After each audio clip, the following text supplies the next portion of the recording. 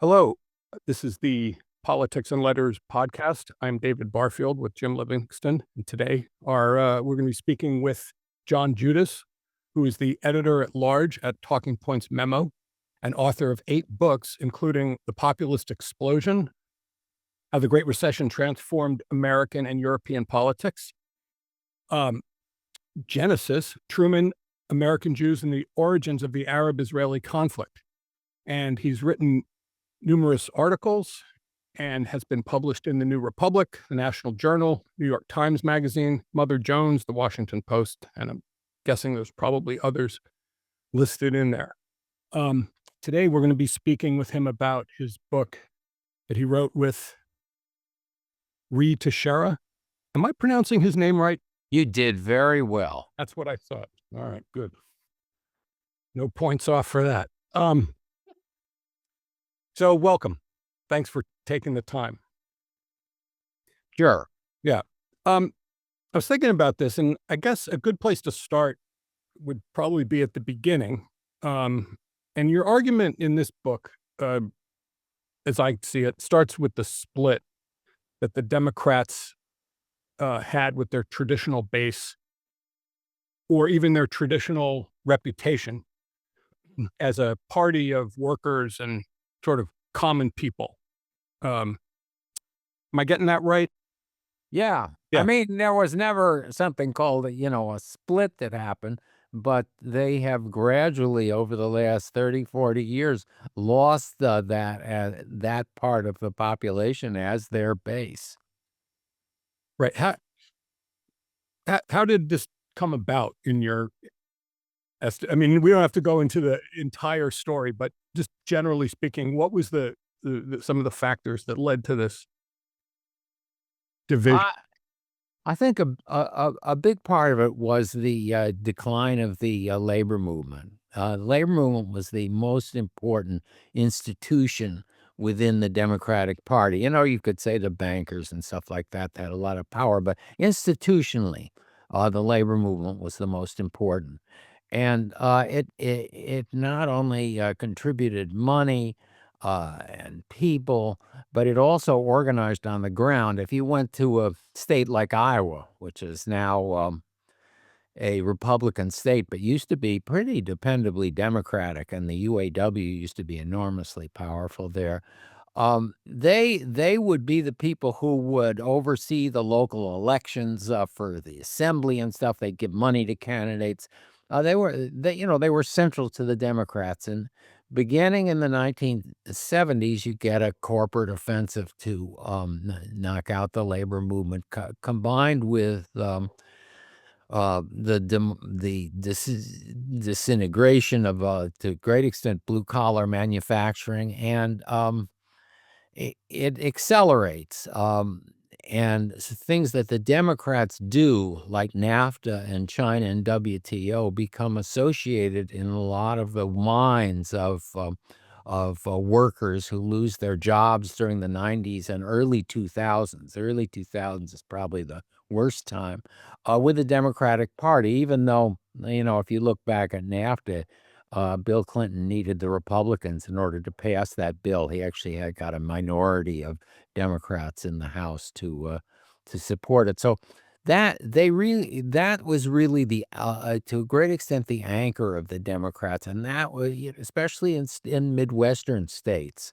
If you think of the ones that Hillary Clinton and Kamala Harris lost, Pennsylvania, you could say Mid-Atlantic in that case, but Ohio, Michigan, those were all key states. Iowa, Missouri, and used to be a big union state, is no more. So I think that was one of the key factors. And the second thing you have to ask is who stepped in as the labor movement became just another interest group within the Democratic Party. And on the one hand, you get the funders, of course, you get especially bankers, Hollywood, later Silicon Valley.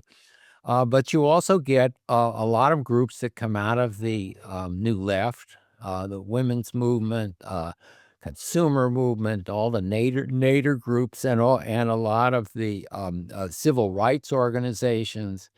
Um, and they become central to the Democrats. And a lot of those are letterhead organizations. They work out of Washington, D.C., out of offices, and they don't have actual memberships. Common Cause now had memberships, but a lot of them don't. But they still have a lot of money. Um, also, two groups come into the Democratic Party and into its leadership who become very important. On one hand, black politicians, becomes a very important outlet for black achievement and ambition. And secondly, women, college-educated women. I would say they are the key constituency of the Democratic Party right now. And a lot of the redefinition of liberalism, going from like the New Deal on to the present, as a result of the overwhelming influence of these groups on the one hand, and of college-educated women as a constituency within the Democratic Party. So liberalism itself becomes a kind of social liberalism. I mean, if you look at these kind of quizzes on the web, just we're not talking about your political science classes. What is liberalism? Things like abortion come up, right, pop up right away, even gay rights, stuff like that. So that didn't used to be the case. It would, go straight to economics and go right there. But so it changes. The Democrats become much more of a party again of these great metropolitan areas, which go back to the 50s and 60s. Incorporate the suburbs and city within one great area. You both probably live in them. I certainly do. And of the professionals who live there, who form a kind of political vanguard within those areas, they define what the politics is for the Democrats. So, that's the situation now, really, in terms of what the Democratic Party is and what it stands for. And it's a party that can still obviously win elections, but it's not a majority party anymore. It's not a party that could say, we're the party that, lacking anything, all things equal, are going to win elections in the country. Can I, John? I mean, I am fundamentally confused here. I'll tell you why. You're confused? Yes, I am. I can't believe it. Well, here we go.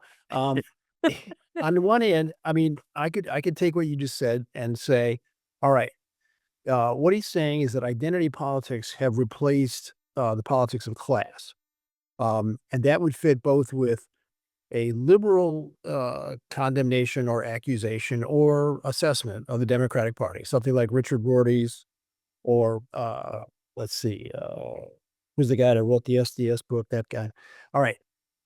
It would also fit, it seems to me, a perspective from the center right, shall we call it, which would say, well, geez, what happened here? Okay, all right, so and I'm not necessarily against that, although I think somebody like Walter Ben Michaels has taken it to a rather ridiculous extreme. Okay, but at the Are all your listeners going to know what you're talking about? yeah, yeah, yeah. But at the beginning of your book, you actually say that, the underlying divisions here, especially in that economic geography, are actually economic, but they manifest symptomatically as cultural. So my question for you as an old-fashioned socialist would be, okay, are you saying in effect that the corporate offensive against unions in the 70s removed the economic dimensions of what the new left had to say about and against capitalism, and that's the missing piece? It's not necessarily that the economics have gone away, it's that they don't find a symptomatic manifestation at the level of party program or even the most rudimentary articulation. So the people don't talk about capitalism anymore because that's been removed from the table. Is that, I mean, so would that resolve my confusion, in other words? Oh, I don't know. I mean, let me just add one other thing to it. Okay. which is the civil rights, and the South, which is, again, that's a really important thing that happens to the Democratic Party, which is the white South departs, and it really departs. 1994 is the key election where a lot of the Democratic base and organization in the white South was, again, which didn't necessarily have anything to do with unions. It did have something to do with it, and that's another, just to complete the picture. That's another thing that I didn't mention that's really important to understanding what happened to the Democrats, and that also has something to do with rural voters and small towns. Mm. That's another big factor. A third factor, which I also didn't mention, is climate change. The identification of Democrats with that issue really has cost them.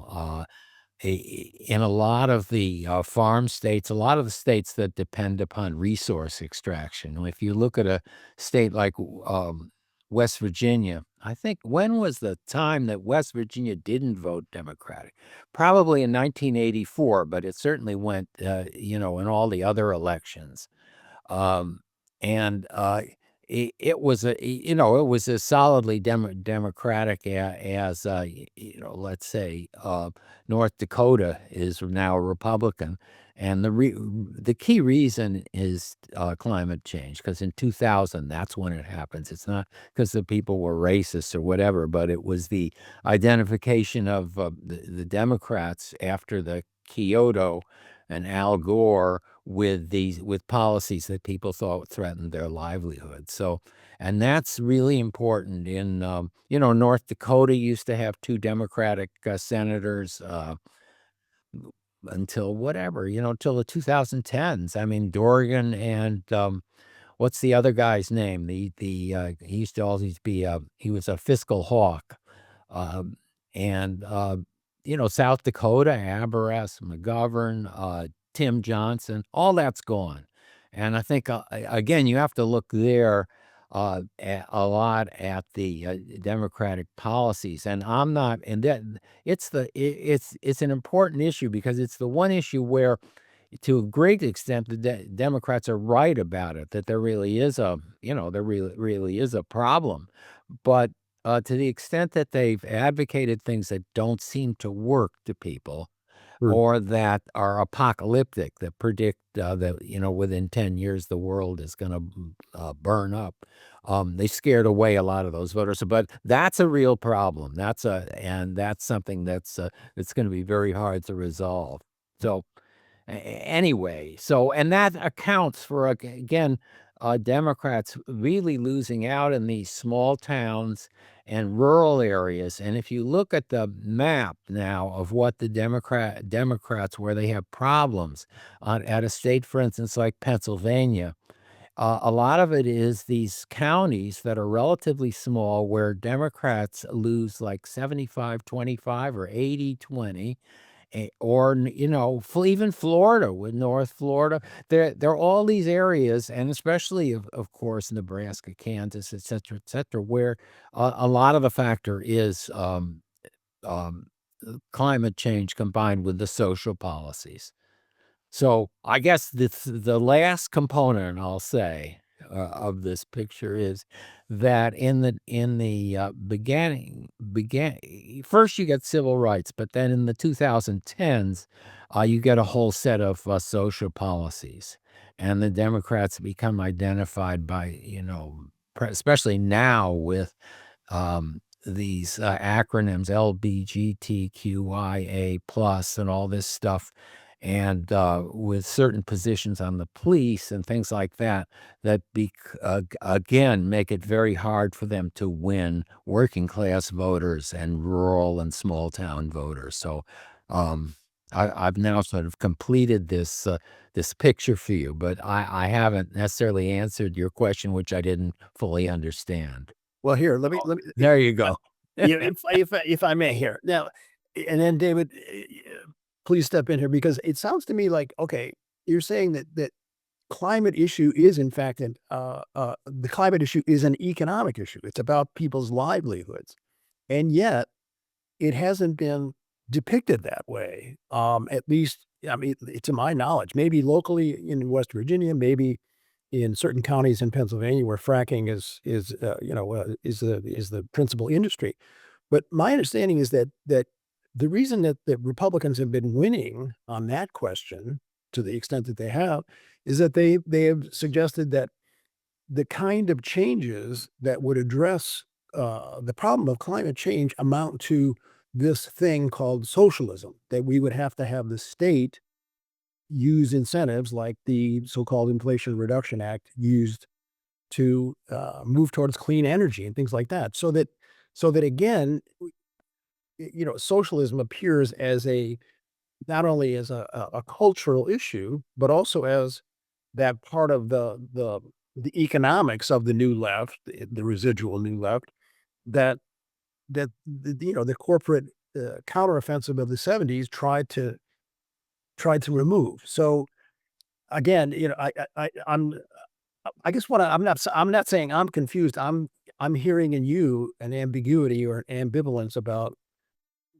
where this lands actually when it comes in other words to the party's appeals to their base, their respective bases. I don't hear the socialism stuff in terms of climate change. I think you are underestimating the sophistication of a lot of farmers and even steel workers and stuff like that. The cost of fertilizer from ammonia, steel costs. They're really worried about their businesses being threatened by it.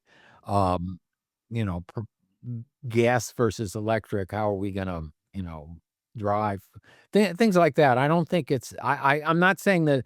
I'm obviously, Trump starts talking about communists and stuff like that. So it's still floating around, though.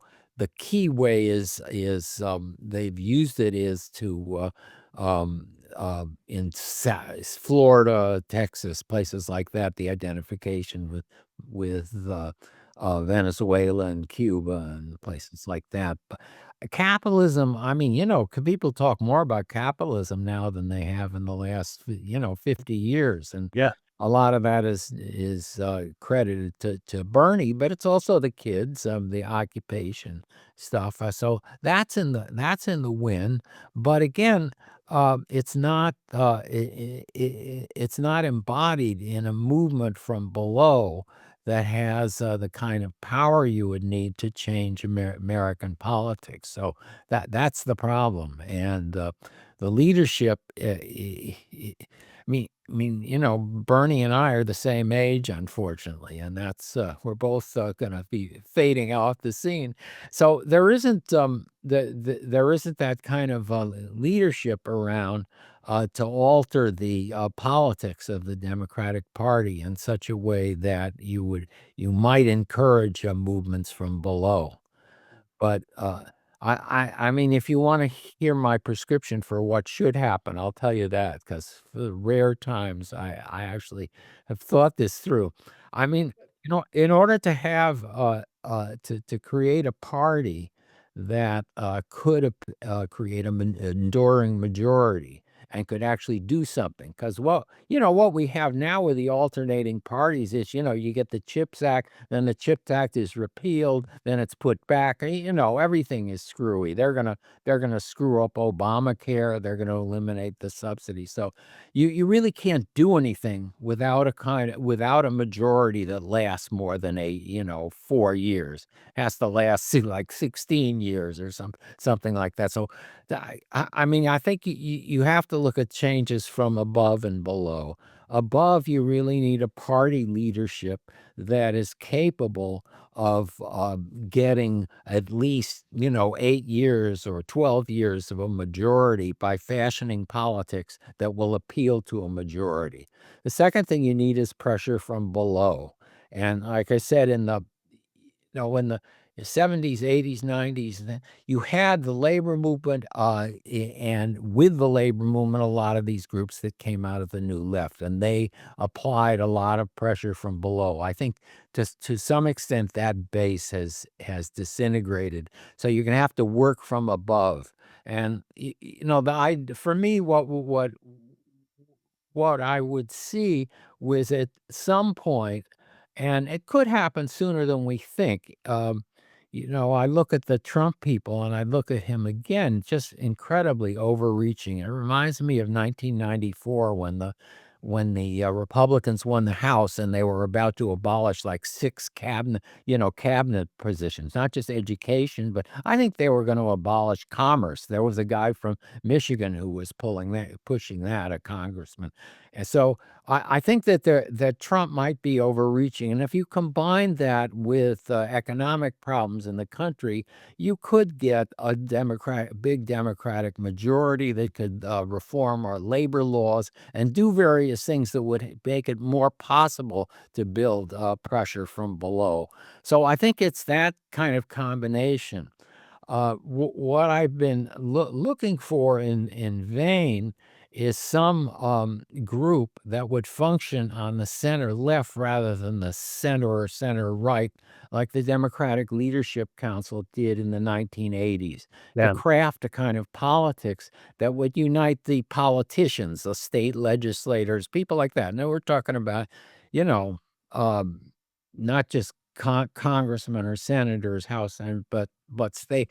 That's the way the DLC built its own movement, and that could craft a politics that could win elections for let's say three elections in a row, where you'd be in a position to do things that would make it more possible to build a movement from below. I mean, you can go back to 1932 if you want. I mean, it took Yeah. winning those 1930, 32, and 34 to do the kind of rudiments of the New Deal that you get the CIO and everything, and you have a but that's what we need. We need change from above in that sense and change from below. One thing I was just remembering, so I'm doing this strictly from memory, but there was a town hall that Sanders did in West Virginia. And he was talking to a coal miner whose impression was that, this is, I guess, when, was after Bernie lost, in 2016, and he was campaigning for Hillary. And I don't think it was a put on. I think the coal miner really thought, he's like, "You guys are gonna just let us drop through the cracks, right? They're gonna cut off coal, and that's gonna be it, and we're gonna be wandering around unemployed without any." Yeah, Hillary Clinton said something to that effect. Yeah, she didn't do it very gracefully, and I always wondered, does she Sanders, you could imagine having a policy that would make sure that people who were displaced, their occupations were displaced because of policy changes, would have a safety net, wouldn't just be unemployed wandering around. But Sanders can talk about that, it seems to me, convincingly.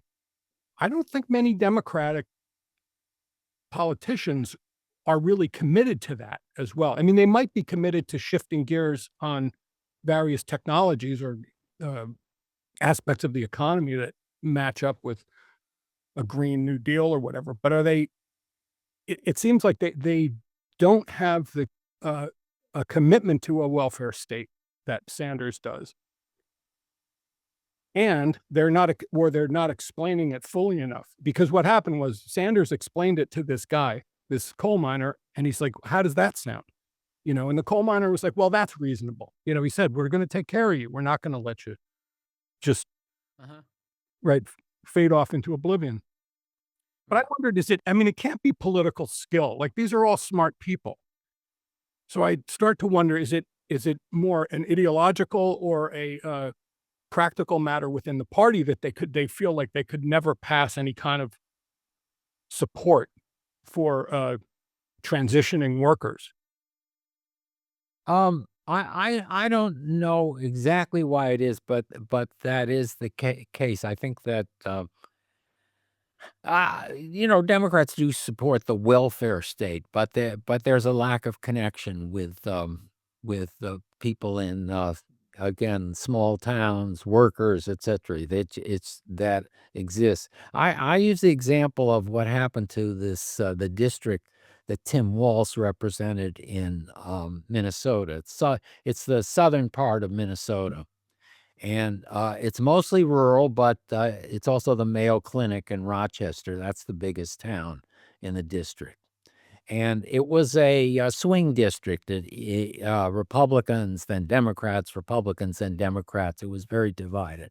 And the Republican retires in between after the 2020 election.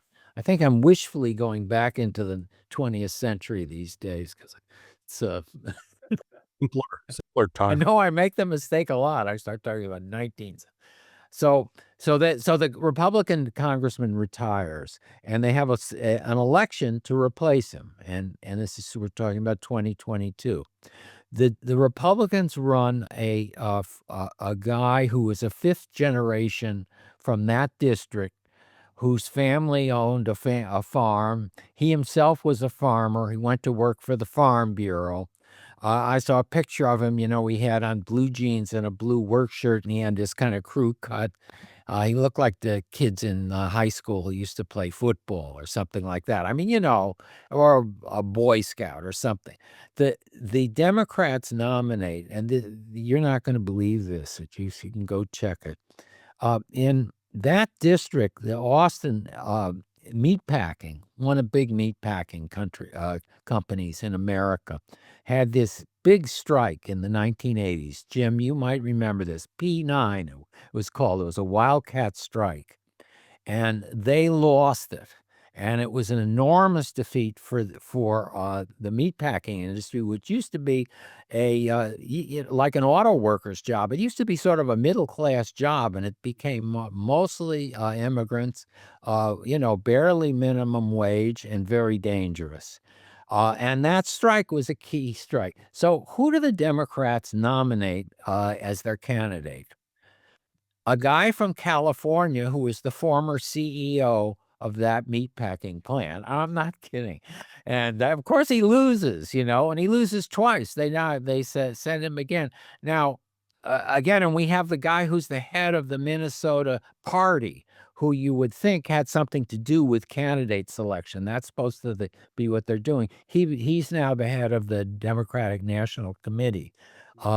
So I don't know him personally, but for me, I would think that would be kind of thing you worry about. So yeah, that's a big problem with the Democrats. They're not nominating people who don't have that kind of popular touch. You hear people say, "Oh, it's because they're nominating women," blah blah blah. Barbara Mikulski, was kind of a sourpuss, but she could talk to people. She was our former senator from Maryland. She didn't have any problem, but Kamala Harris did, absolutely. Had trouble communicating that. So I don't. Again, if you gave a test, they would say, they would score well on all these points about welfare. I don't know how they'd score on trade and immigration. That's another issue, but there's definitely a problem there in terms of who is being recruited, what the Democratic Party stands for. Let me follow up on David's question. In fact, I'm gonna try to press really hard on this because I think it's the key question that your book raises, and to my mind doesn't has answers, but doesn't quite come down on one side or another. Now, the question, as I understand it, David, was, isn't this an ideologically determined choice? That is, okay, so, yeah, we're gonna run this guy because we don't know shit about the local district, and we don't give a fuck about the meat packers. Okay, so that doesn't matter, but that's an ideological commitment, and so to make the point more concrete, I'm looking at your chapter on Obama, the lost opportunity. And in every case, it seems to me, these aren't just technical, questions and that look in retrospect like mistakes. They look like ideologically driven choices to me. And the first choice that he makes, and you make, I think, enough of this to make it really significant. The first thing he does is to lop off the shadow movement that elected him. So basically, he takes the old-fashioned stance that the electoral coalition has nothing to do with the governing coalition, so I can say goodbye to these people, ignoring Karl Rove's advice altogether. Okay, that's to me, that's ideologically driven. That's not just a technical choice. And then every other thing that you mentioned, like his ridiculous response to the huge crisis, in other words, taking the banker's word for it, um, leaving out the public option and so forth in Obamacare because he didn't think he could do this and he didn't do that. What's the fourth thing? Cutting deficits, instead of paying attention to the base who are demanding, more, if you will, social democratic choices. So, so in that sense, I think David is onto something here when he says that, or I think he's saying that these are ideologically driven choices, and so that if we treat them as technical ones, what we're going to be looking for is, you know, people who can communicate, those technically expert types at the highest levels of party achievement, instead of saying, look, we gotta solve this thing called capitalism. I hope to God that doesn't sound too fucking sectarian, as we used to say, but isn't that the real issue that you bring up? Isn't it? It seems to me that's the issue that your book raises in a very poignant way. But you almost you yourself almost seemed ideologically constrained to come out and say, "God damn, here's what we need." So Could I just add one thing to this? Is yeah, that yeah, yeah, absolutely. no, I think that there's ideological. One of the worst things you can see in a political talk or political activity, when Hillary went out there or Kamala went out, is that you get this sense, the sort of sixth sense that they're talking out of both sides of their mouth. And I think that it's possibly a lack of political skill. It's not like Bill Clinton or Barack Obama, who were able to be more sort of eloquent in the way they changed the subject or avoided issues. Um, but there's what Jim's talking about with the belief, but I think that they're also tied to interests that make it difficult, or if not impossible, to talk about progressive politics, right? I mean, I don't mean to sound like one of these crass people, like it's all the money, but lobbyists exist, and a lot of these people are tied to interests that have nothing to do with the public interest. That's what I was kind of thinking about. But Well, I think we cite this in the book. One of the most important decisions Obama makes is when he takes office. He has a big majority. Well, he's got a 61-39 or something like that. And again, the labor people are urging him to put forward the PRO Act, because this would be the time, because it got through the House. You just need to get it through the Senate, and he gets a plea from three wealthy Chicago donors. One is the Penny Pritzker, who becomes the Secretary of Commerce later, Lester Crown, and I can't remember the third. Lester Crown was a big real estate developer, and he doesn't do it. And, he probably wouldn't have done it anyway because he didn't have his eye on that. But that's a key decision. Wisconsin, you get this, huge. I thought that's what you were going to talk about, the huge crisis. You get this attempt to really destroy the labor movement in Wisconsin. And Obama really does zero. He does nothing. So again, he was he is a centrist politician in America. He didn't, he wasn't averse to building pressure from below. I mean, he wasn't, he wasn't anti-worker, he wasn't anti-union, but it wasn't his priority. He did have a more, probably, the left-wing part of him was sort of the Herbert Crowley of The Promise of American Life, which one of my favorite books. But again, experts, assembled together who have the best idea of where the country should go, and that's how you do it, and you try to fend off the bad influences, but that's basically his plan. And so in terms of pressure from below, you see it both in the Wisconsin, the PRO Act, and in what you mentioned, the it was firstly, what was it called? It was Obama for America, then it became Democrats for America, but they just squandered that whole movement. Yeah. Yeah. So, that's it's not even a left right thing in that sense. It's a kind of classic technocratic Yeah. liberalism. Well, okay, and that brings us to the present. And if you two don't mind, let's enter the present. Okay. Enter the what? What? No, I just didn't understand the word. Oh, I said let's enter the present. If Oh, the present. Oh, the Yes. present. Oh my God. You Yeah, don't right. need the present. We try to avoid that in my house. My wife will, if I turn on the news and Trump is speaking, she starts yelling at me, turn off the TV. Absolutely. I got the same thing going here. Okay, so all right, I just read this thing in the Guardian. Well, I just looked at the headline and then the first couple of paragraphs. Uh, I think it's some Brit says, "Where the fuck is Obama?" Trump is tearing down the whole goddamn thing. He is burning this thing down, and Obama is silent. What? Where is this leadership that we need? I mean, Bernie's out there saying, the guy is burning it down. We got to do something here.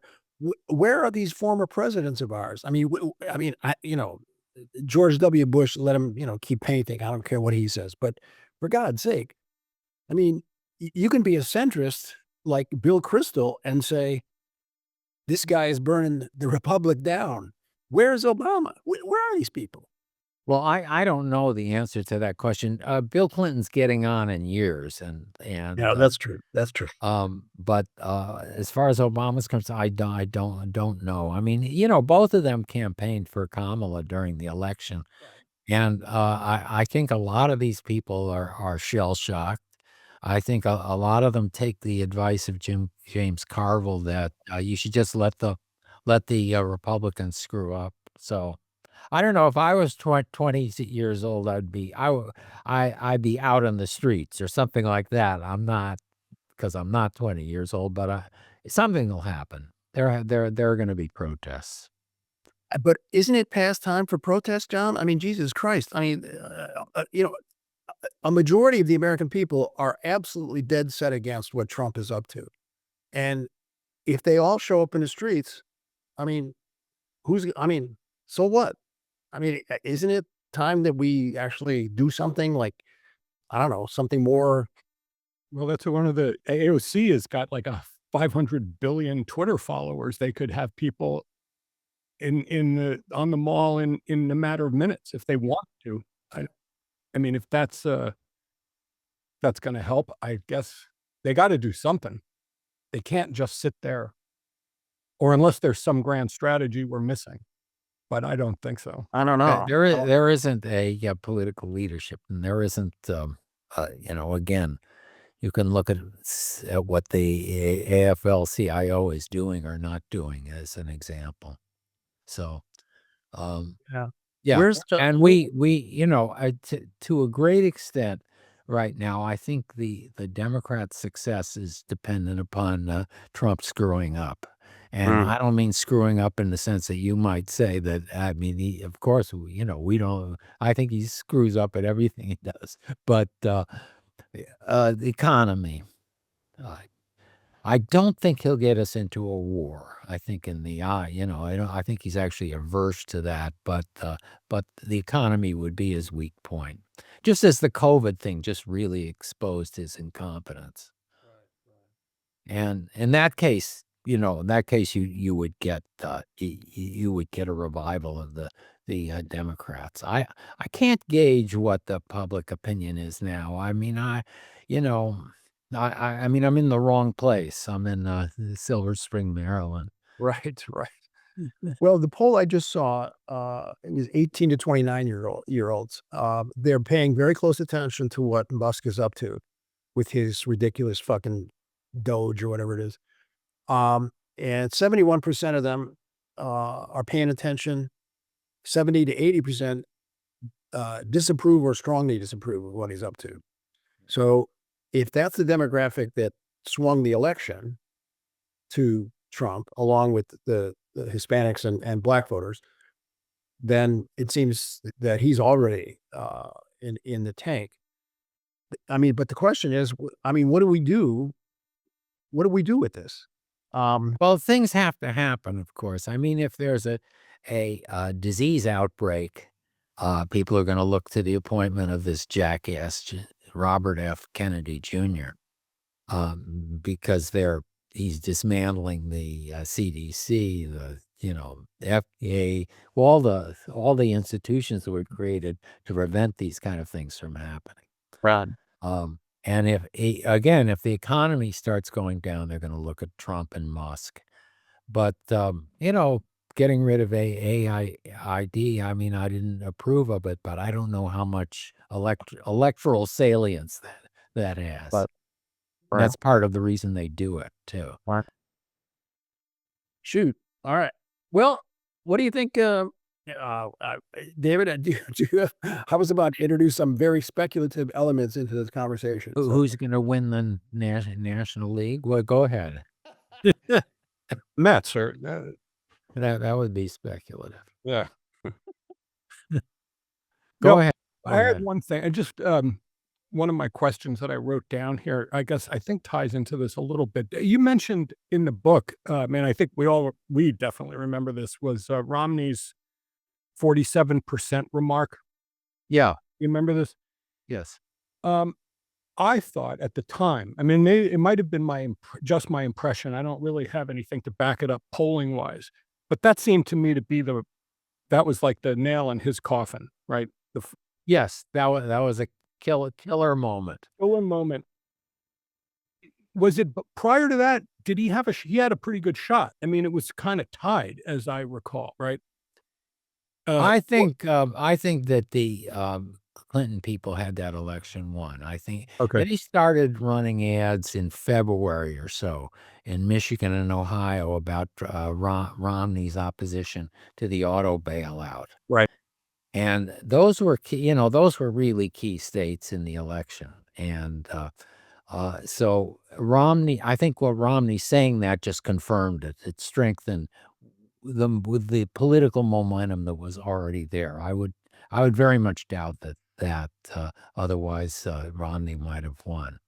I mean, I would give my whatever to have Romney the president now. Would be much better off. But Right. But it did indicate a certain amount of, I'll use the term of class consciousness in a sense that stuff like that could still be used as a tool for the Democrats to talk about specifically what's going on now, what the Republicans have always been up to, which it seems to me to be one string of tax breaks, which is what they're after now.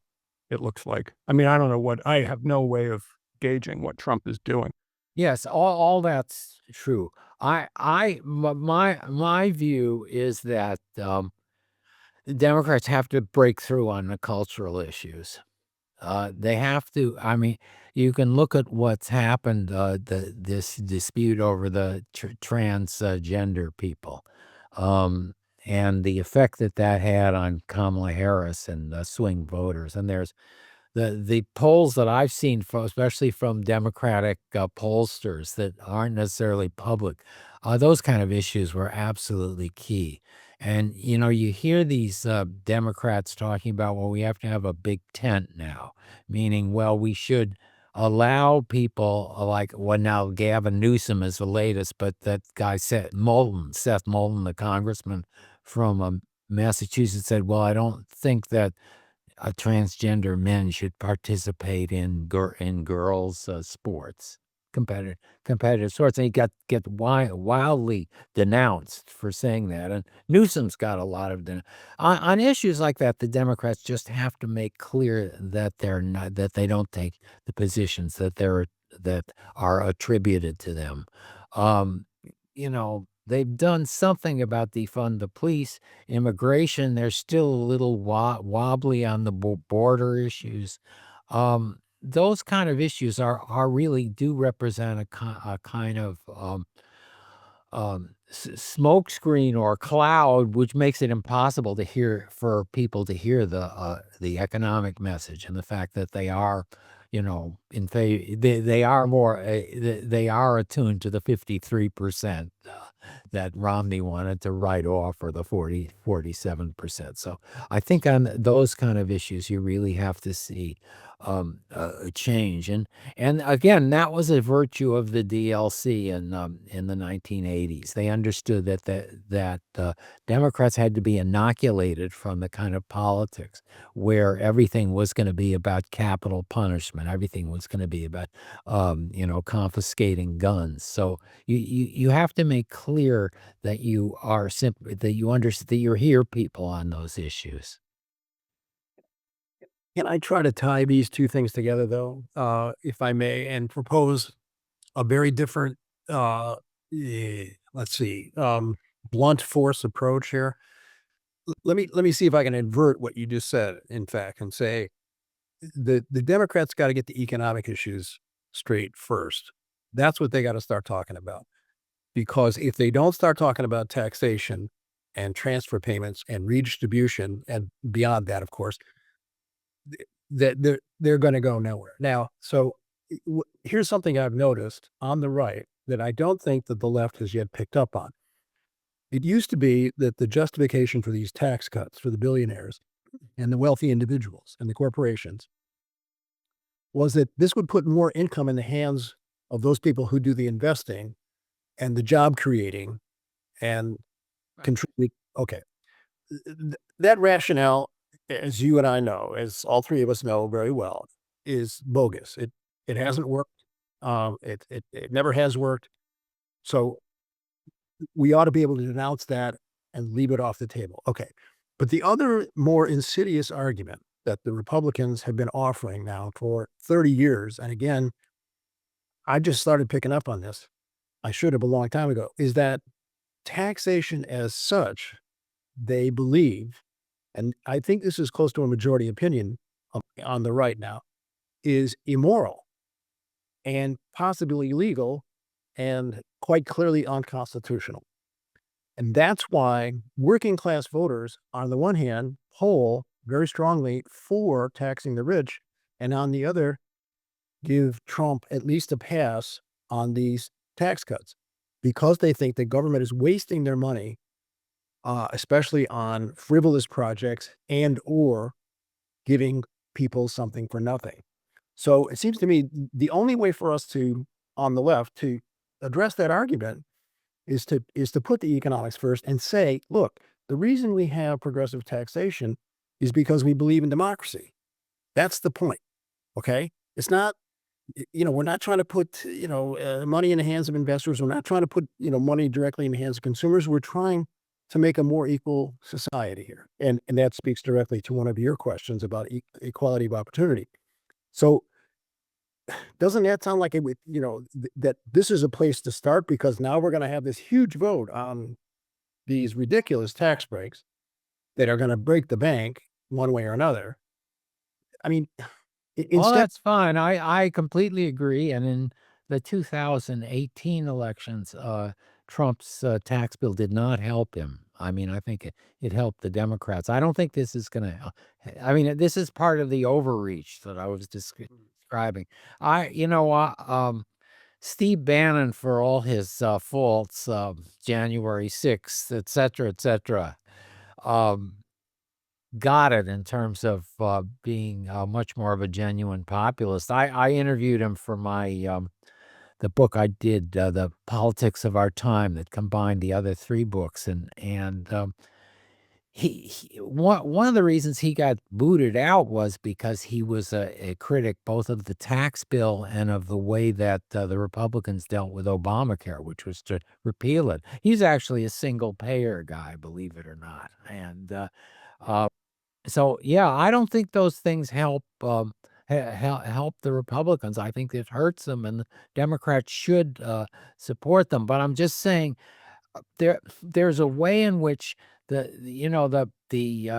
political consultants use the word brand, and I hate that term, but it's actually applicable. You think of worldviews and the way that things become constructed and the way people think about what it is to be a Democrat.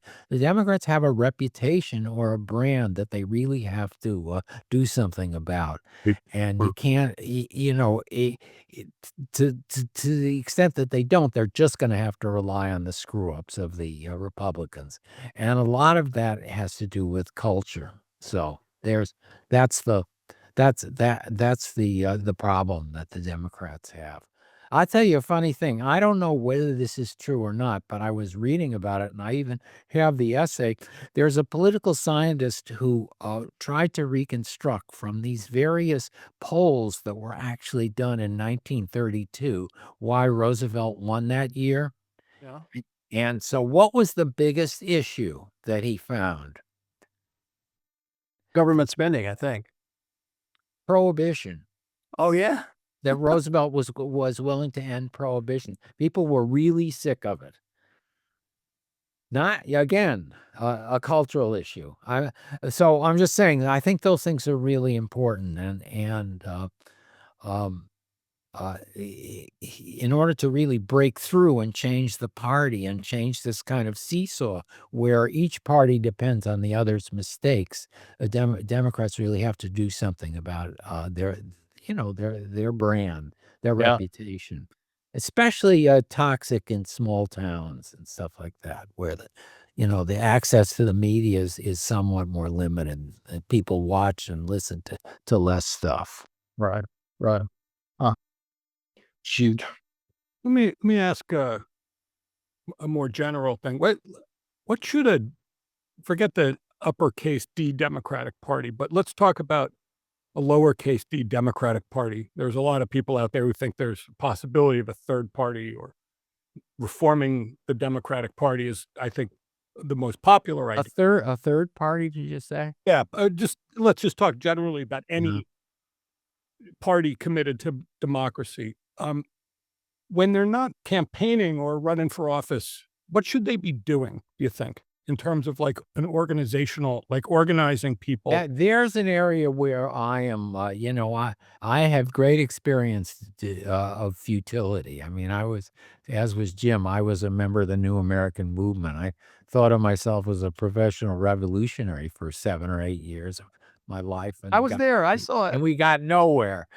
And I mean nowhere. And so I don't have a lot of advice. When in 2000, after I wrote a book about socialism and it came out, I guess in 2019, I thought, well, I'll join DSA again. I'd left the organized left in 1976. And so we have a chapter here in Montgomery County, and I talked to them, and their main issue was going to be defunding the police. And I said, look, we have an African American police chief. We haven't had any instances of police brutality here. It's a nice police department. What do you do?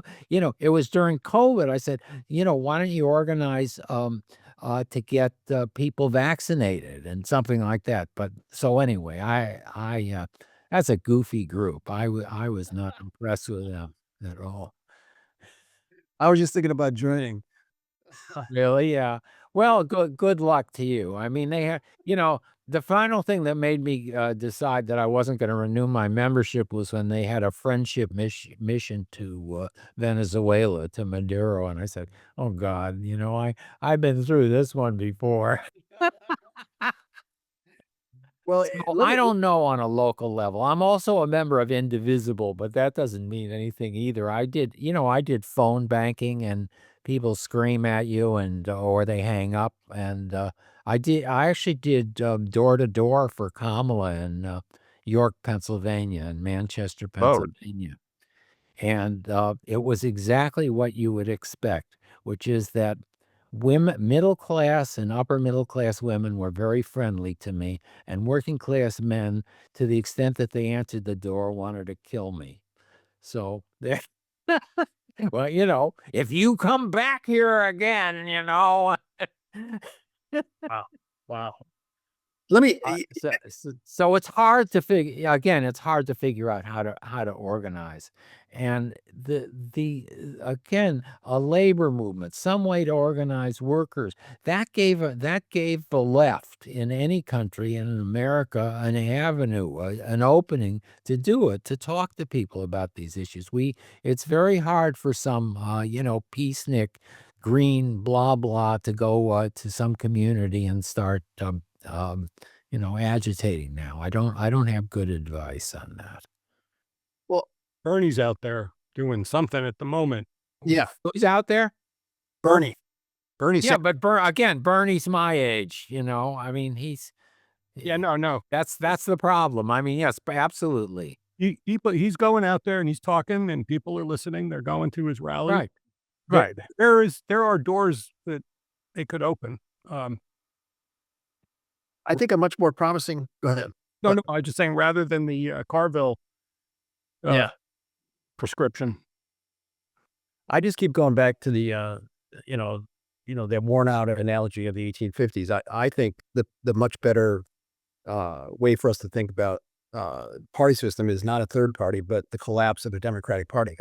I've seen it very close to collapse now for about 15 years.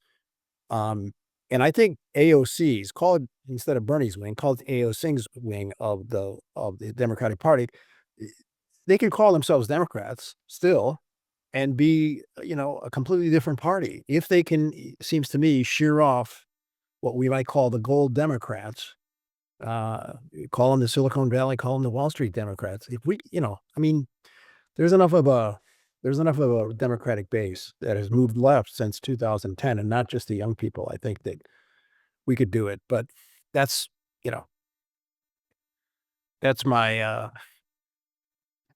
my historical analogy machine working overtime there. I think. Yeah, that's been your historical analogy for 100 years, Jim.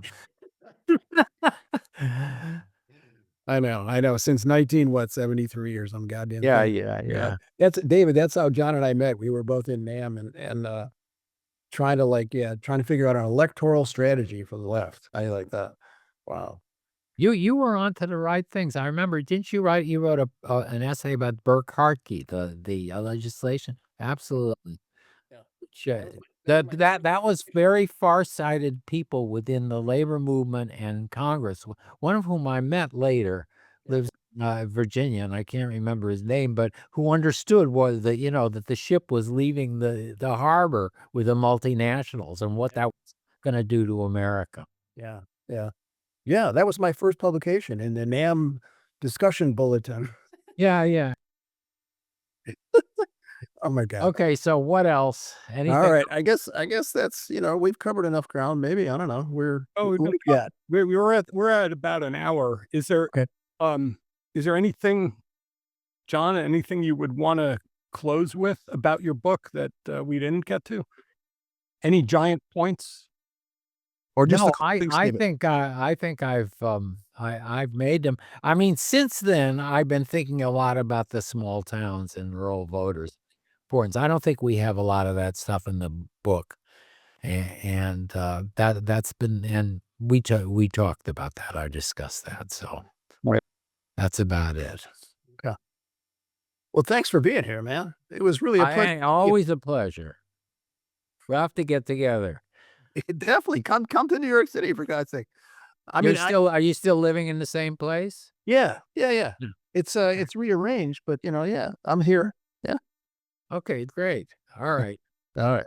Well, have a good day. I'm gonna watch the women's thing, and then at night they have the Big Ten Wrestling Championship on. All right. This guy's a former wrestler, David. Oh, really? Yeah. That's true. That's why he's so tenacious. Yeah, tenacious. Bye. Take